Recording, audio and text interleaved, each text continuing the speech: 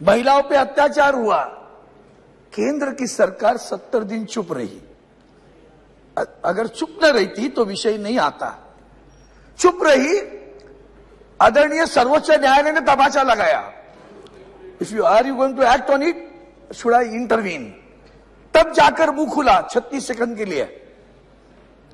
ये गुस्सा है, ये बहुत दर्द है, हृदय विदीर्ण है। हम मणिपुर में जाकर आए हैं सर, और ऐसे विषय पर जब हम राजनीतिक बात करते हैं, हमारे पहले भी किसी पूर्वजों ने कहा, महाराष्ट्र की बात मैं भी करूंगा अभी, वो हमें हिंदुत्व सिखा रहे हैं।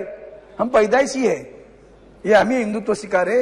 हिंदुत्व में भगोड़े नहीं होते, भगोड़े नहीं होते। जो लोग भगोड़े हैं वो भगोड़े क्या बोलेंगे? जिनके पास इतना दम होता, उनके पास इतना दम होता।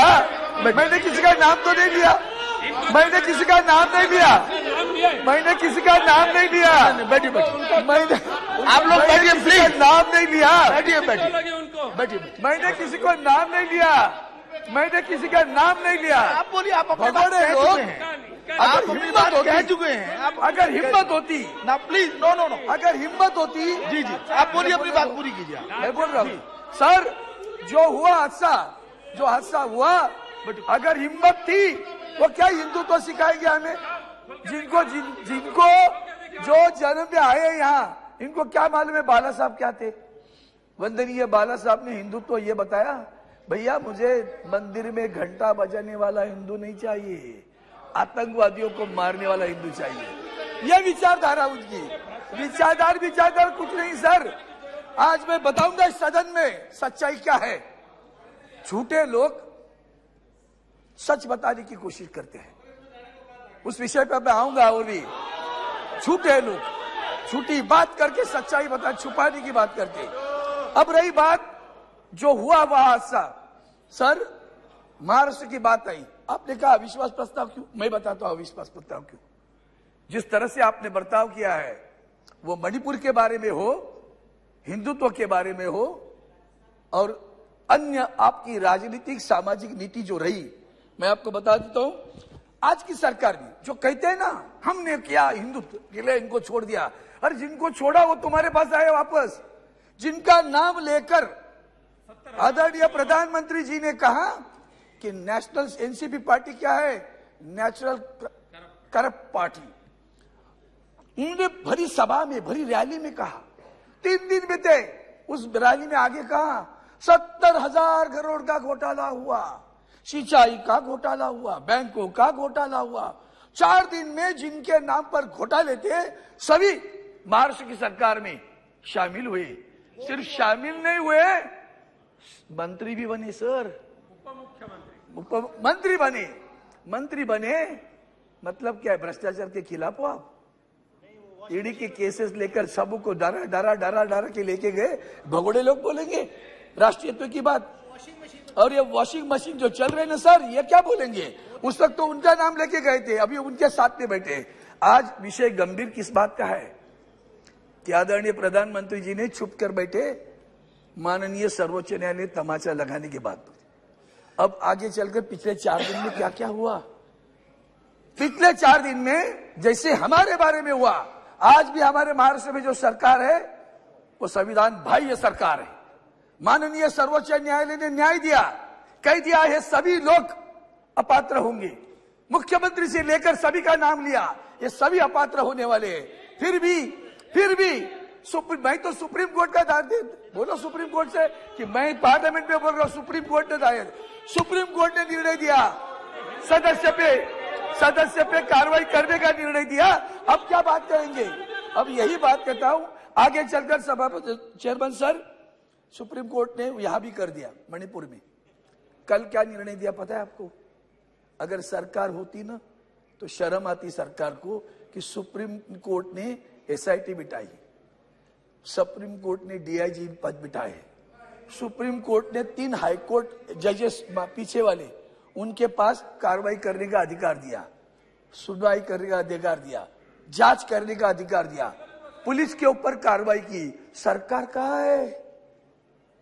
सुप्रीम कोर्ट चला रहा है। मणिपुर की जांच कौन करेगा? सुप्रीम कोर्ट तय कर रहा है। ये तो आपकी सरकार पर तमाचा है। फिर भी नहीं शर्म आती आपको? फिर भी आपको बुरी नहीं लगता? फिर भी बुरा नहीं लगता? पूरी भी बुरा नहीं लगता? अब बात हुई ना, उन्होंने जब बोला मैं एक शब्द भी उतर के बोला नहीं है। क्यों लग रही है मिर्ची? समझ लो क्यों लग रही।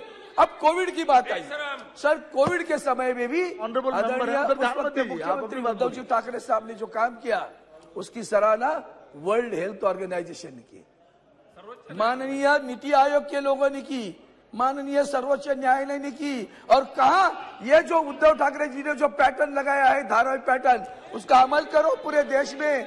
इतनी सराहना करने के बाद झूठे इल्जाम लगा, तभी तो तुम भी तो सरकार में थे। जो इल्जाम लगा रहे हैं वो भी तो सरकार में थे। कौन से अधिकार से बोलते हो? कौन से अधिकार से बोलते हो?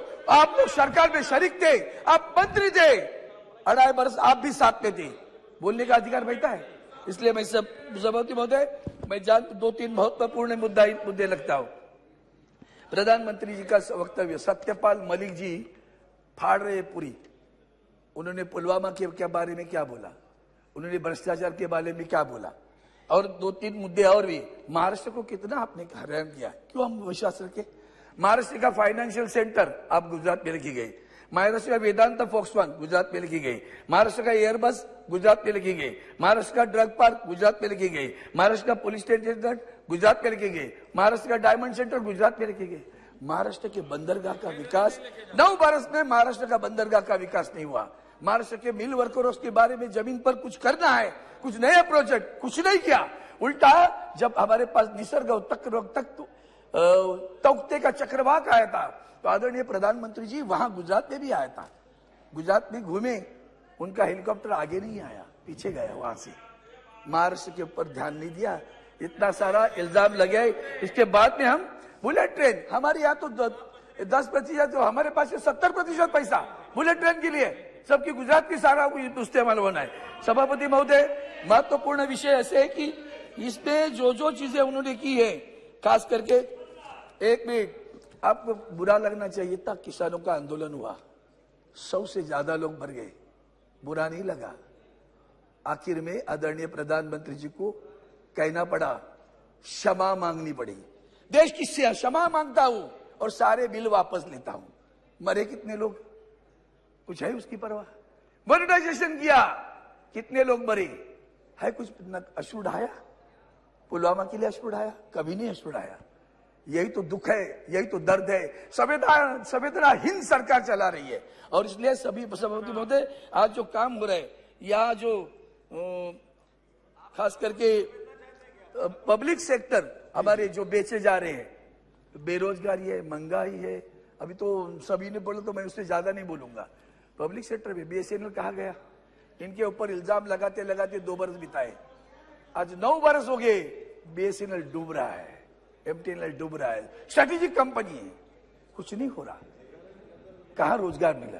और गद्दारों को भी बुरा लगता है, गद्दार कहने के।